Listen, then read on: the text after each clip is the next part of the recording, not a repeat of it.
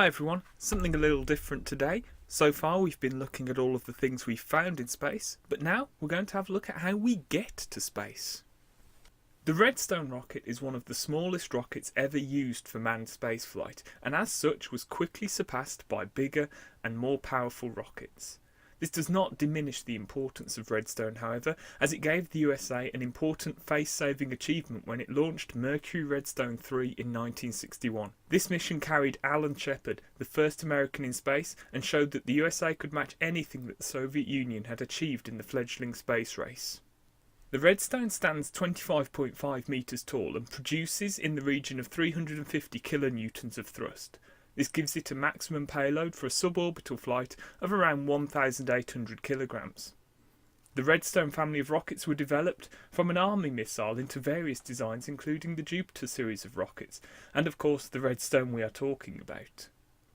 Speaking of construction, as an interesting aside, the Redstone rocket was actually built by the Chrysler Corporation. If you're wondering why a large US car maker was building military hardware, you have to look at the way that Chrysler expanded through time, by purchasing various smaller companies and absorbing them into the whole larger company. The Redstone family of rockets was named for the Redstone Arsenal near Huntsville, Alabama, and was originally developed for the Army as a ballistic missile by Wernher von Braun, who would later oversee the Saturn launch program for NASA. The Redstone had many variants, including that which launched the first US satellite in 1958 atop a Jupiter C variant of the missile. With modifications, the Redstone became powerful enough to lift a Mercury capsule into suborbital flight. However, the amount of work needed to certify the rocket for carrying humans safely required so many new parts that the final launch vehicles bore only a passing resemblance to the original Redstone missiles where development had started.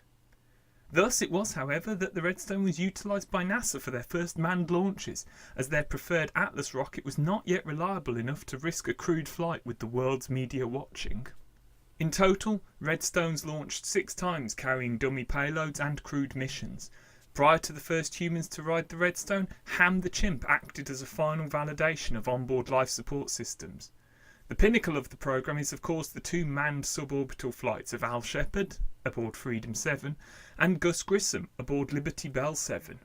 Al Shepard became only the 2nd man in space and the first American with his launch in May 1961, and Gus Grissom the 3rd man in space in June 1961, both following on from Yuri Gagarin, who had orbited the Earth from the Soviet Union in April 1961.